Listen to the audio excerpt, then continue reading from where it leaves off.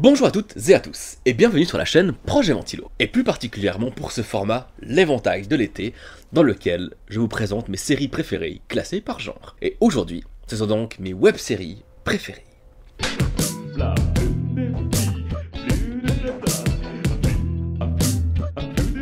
Les web-séries. J'ai beaucoup hésité à faire cette sélection parce que je me demandais est-ce que ce sont des vraies séries ou pas, et puis la plupart étaient très amateurs quand elles ont commencé, et sont démocratisées, et aujourd'hui les web-séries ça existe quasiment plus, parce que la fiction sur YouTube c'est très compliqué, c'est pas beaucoup regardé, à part quelques irréductibles comme Noob, que j'ai jamais regardé, à part un ou deux épisodes par-ci par-là. Mais en fait ça me tenait quand même à cœur de parler de web-séries, parce que mine de rien, moi à la base c'est ce que je voulais faire sur YouTube, c'est ce que même j'ai un petit peu fait. Et raconter des histoires, et pouvoir le partager comme ça facilement au monde, moi c'était quelque chose que je trouvais extraordinaire, que j'ai un petit peu fait, que j'aimerais recommencer à faire un jour peut-être. Sans les web-séries, il n'y aurait pas de projet Ventilo aujourd'hui je pense.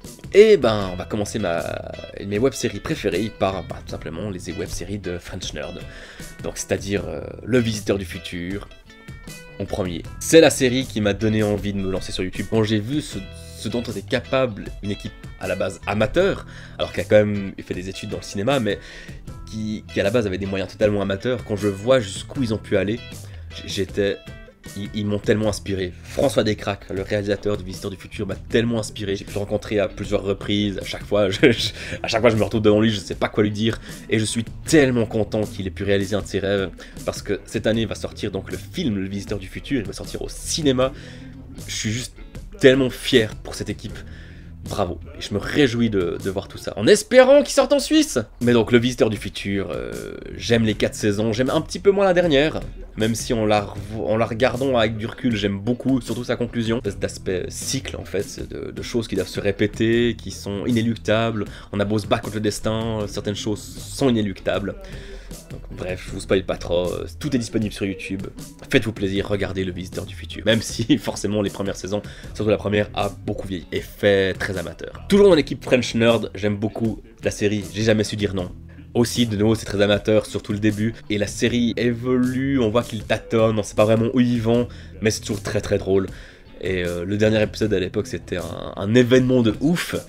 Et j'adore le dernier épisode de la saison 1. Après donc il y a eu d'autres séries construites autour de l'univers de J'ai jamais su dire non, et la première d'entre elles c'est La Théorie des Balls. Oui, ces balls là. La série est très bien construite, et là contrairement à J'ai jamais su dire non, c'est vraiment le récit qui a été posé de A à Z, et on voit que c'est beaucoup plus régulier, beaucoup plus pro, beaucoup mieux amené, beaucoup mieux amené. C'est absolument génial. Il y a une troisième série qui est sortie qui s'appelle Le Secret des Balls, toujours les mêmes balls, que j'ai un peu moins aimé. J'aime beaucoup l'idée qui est amenée, mais en partie dans un côté un peu plus thriller, un peu plus, même parfois ça vire sur la parodie alors que ça se veut très sérieux, et je suis un peu moins fan. Pour moi, La Théorie des Balls, c'est le sommet qu'ils ont atteint. Donc bravo à Slimane Baptiste Berroun qui a réalisé les 3 séries. Dans mes web-séries préférées, il y a sinon Bref. Déjà parce que j'adore dire bref, mais aussi parce que je ressemble beaucoup trop à Can Kojandi. En fait, c'est tout bête, mais ces petits sketchs de quelques minutes, 1 minute 20, 2 minutes maximum, il me semble, c'était tellement bien pensé et tellement... On se retrouvait tellement dans ce qui était dit dans Bref, en tout cas, je trouve.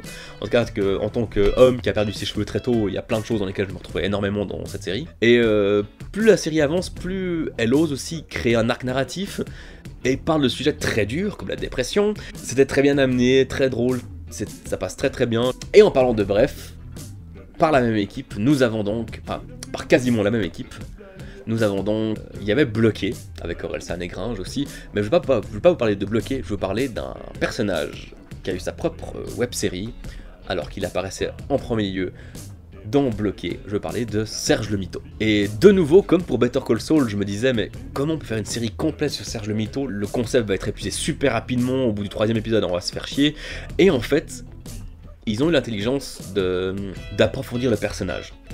Et en fait c'est fait... Petit à petit, au cours des épisodes, en fait, c'est plein de petits indices qui sont glissés par-ci par-là. Et en fait, on arrive à une conclusion, mais qui est juste inattendue. Je veux pas trop vous en parler, mais c'était vraiment une très très bonne surprise. Et oui, je vous parle de web-séries, alors que ça passait plutôt sur Canal+, mais c'est les séries qui ont été plus démocratisées via le web.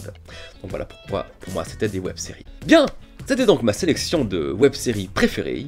J'espère qu'elle vous aura plu. N'hésitez pas à faire votre propre sélection dans les commentaires. Et du coup, on se retrouve tout bientôt pour ma sélection de séries de science-fiction et de fantastique préférées. A très bientôt.